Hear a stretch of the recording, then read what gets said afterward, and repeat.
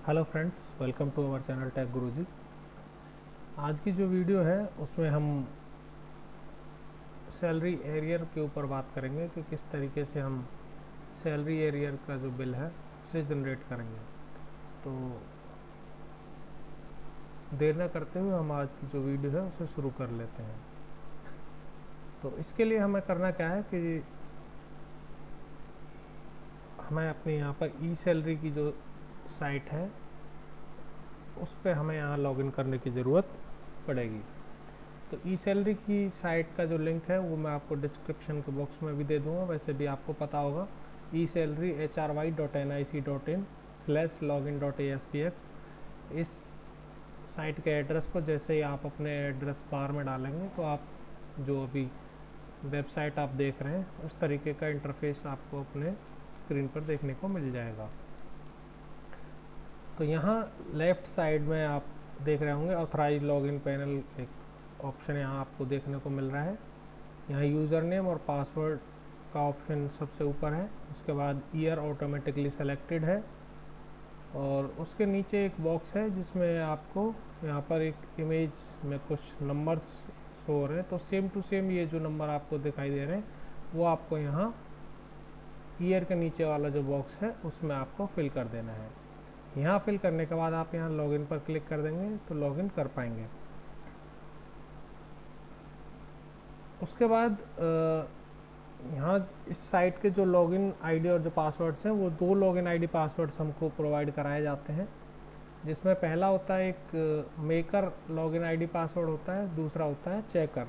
तो जो user ID है वो मेकर और चेकर दोनों की सेम ही है और पासवर्ड दोनों के अलग अलग हो जाते हैं। तो अगर आप पासवर्ड यहाँ पर मेकर का यूज़ करेंगे तो आप मेकर के लिए लॉगिन कर पाएंगे और चेकर का पासवर्ड यूज़ करेंगे तो चेकर के लिए लॉगिन हो जाएंगे।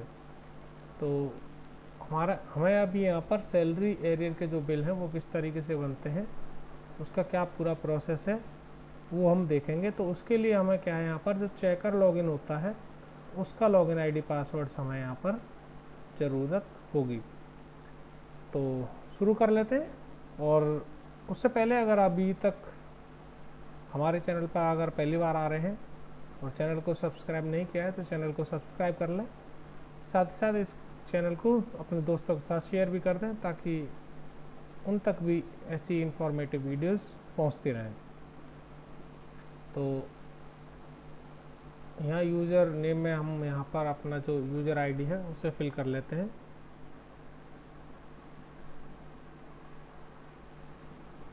नीचे पासवर्ड में आपका जो पासवर्ड है उसे फिल कर देंगे।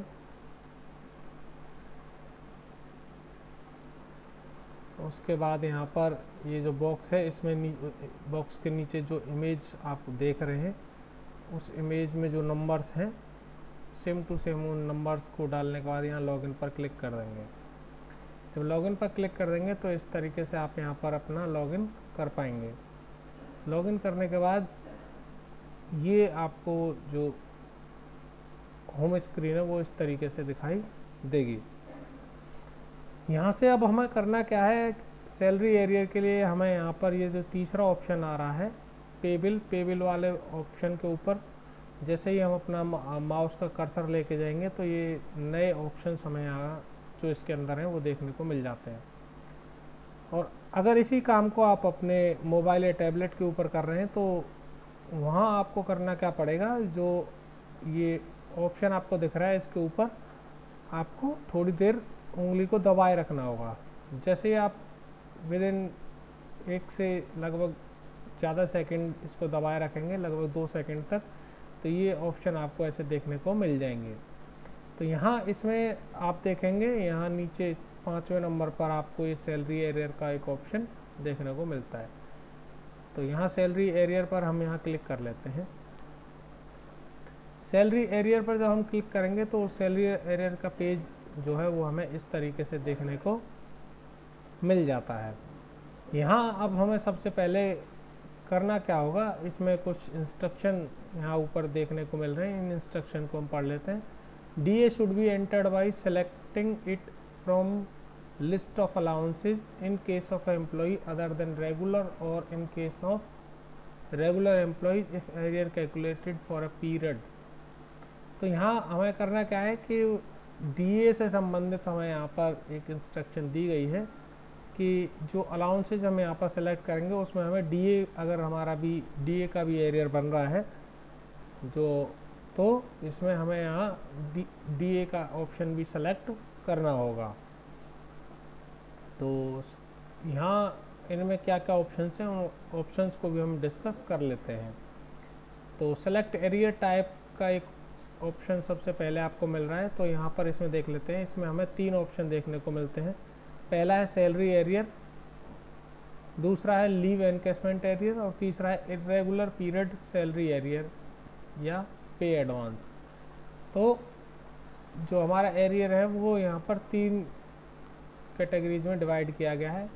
जो पहला और तीसरा ऑप्शन है वो लगभग एक ही तरीके का है, लेकिन बीच वाला जो है लीव एनकेसमेंट का अगर हमें एरियर बनाना है तो वो इस वाले ऑप्शन से बनेगा।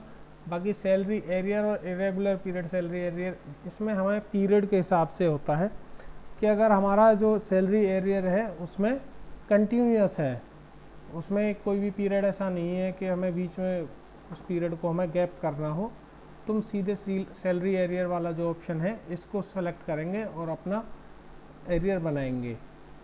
कई बार क्या होता है, हमारा जो एरियर बनाना होता है वो इरेगुलर पीरियड का होता है। इरेगुलर पीरियड का मतलब क्या है, किसी मंथ में थोड़ा जो एरियर है वो ज़्यादा है, अगले मंथ में कुछ और है, तीसरे मंथ में कुछ और है। तो इस तरीके के इरेगुलर पीरियड के एरियर को बनाने के लिए हमें यह जो तीसरा जो ऑप्शन है उसको यूज़ करना है। तो हम पहले जो हमारा सिंपल सैलरी एरियर का जो ऑप्शन है उसको देख लेते हैं।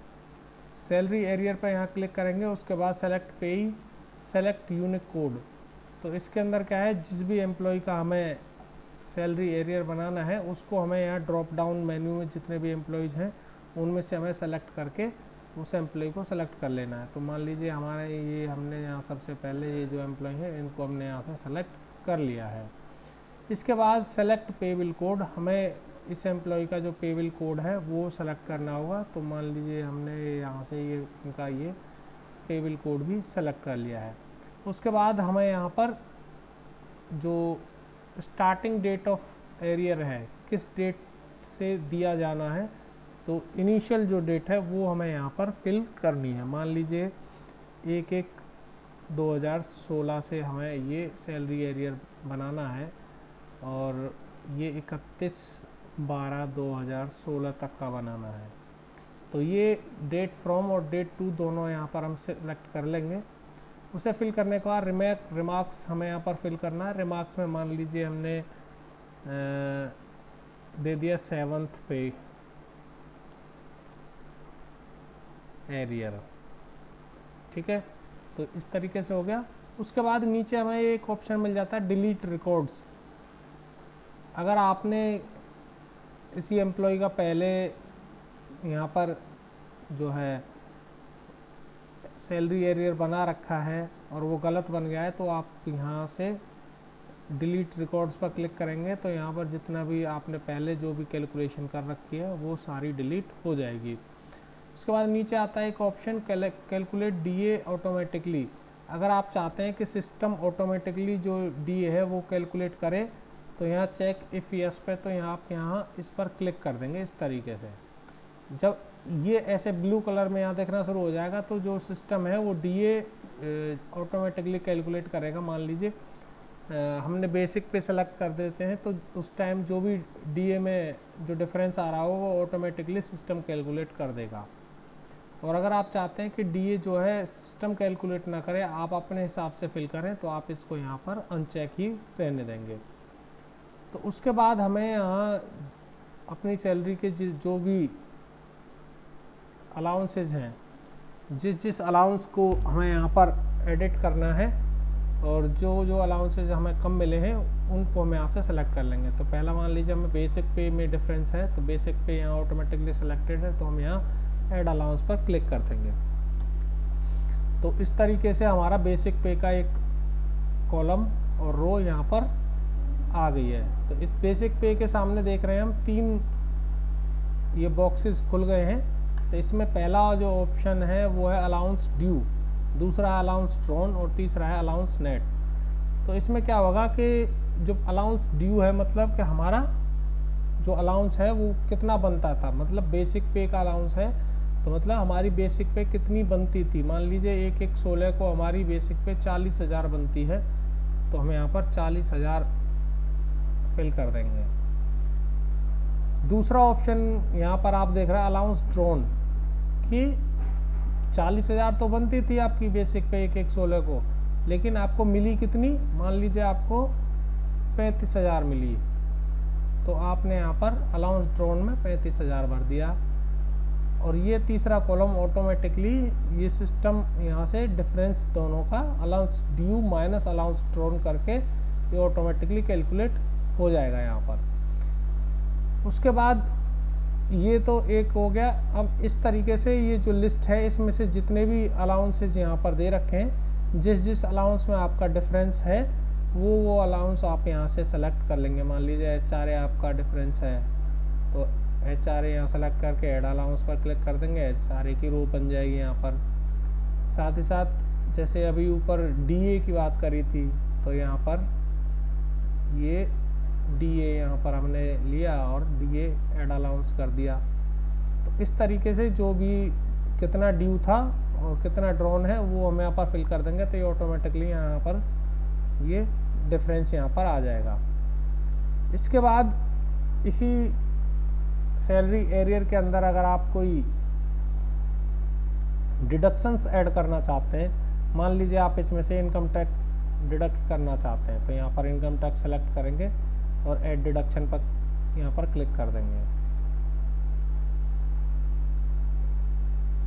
इसके साथ मान लीजिए आप अपना GPF कटवाना चाहते हैं, तो यहाँ GPF पर यहाँ सेलेक्ट करेंगे और ऐड डिडक्शन क्लिक कर देंगे। तो जो भी डिडक्शन आपको ऐड करनी है वो इस तरीके से यहाँ डिडक्शंस फिल करने के बाद यहाँ कैलकुलेट एरियर पर आपको क्लिक कर देना है। जब आप कैलकुलेट एरियर पर क्लिक कर देंगे तो आपका जो एरियर है वो यहाँ से कैलकुलेट होकर बन जाएगा और आपका जो बिल है वो जनरेट हो जाएगा। यहाँ से इसको जनरेट करने के बाद आप रिपोर्ट्स में जाके अपना उसका जो कैलकुलेशन है उसको आप यहाँ से देख पाएंगे, और जो बिल है जिस तरीके से हम अपना जो सैलरी के बिल हैं उसको ट्रेजरी सेंड करते हैं, सेम उसी तरीके से हमें इस बिल को भी ट्रेजरी सेंड करना होगा। तो ये प्रोसेस था जिसके ज़रिए हमने देखा कि जो हमारा सैलरी के बिल के साथ साथ हम जो सैलरी एरियर का जो बिल है उसको किस तरीके से बना सकते हैं। तो आशा है ये पूरा प्रोसेस आपको अच्छे से समझ में आ गया होगा। और फिर भी अगर आपको इस बिल से संबंधित या किसी और भी समस्या आपको ई-सैलरी या HRMS से संबंधित आती है, तो आप हमको हमारे जो व्हाट्सएप ग्रुप है उसमें भी बता सकते हैं। व्हाट्सएप ग्रुप का जो लिंक है मैं वीडियो के डिस्क्रिप्शन में भी दे दूंगा, और साथ ही साथ वीडियो के जो कमेंट सेक्शन है उसमें भी आप हमसे अपनी समस्या साझा कर सकते हैं। हम कोशिश करेंगे जल्दी से जल्दी आपकी समस्या पर रेस्पॉन्ड करें और आपको समस्या का जो समाधान है वो उपलब्ध करवाएं। तो वीडियो को अगर अभी तक आपने लाइक नहीं करा है तो एक लाइक फटाफट कर दें, और चैनल को सब्सक्राइब नहीं किया है तो चैनल को सब्सक्राइब कर दें, और इसको शेयर करना तो बिल्कुल ना भूलें। तो फिर मिलेंगे आपसे ऐसी ही किसी इंफॉर्मेटिव वीडियो में। तब तक के लिए thank you and have a nice day.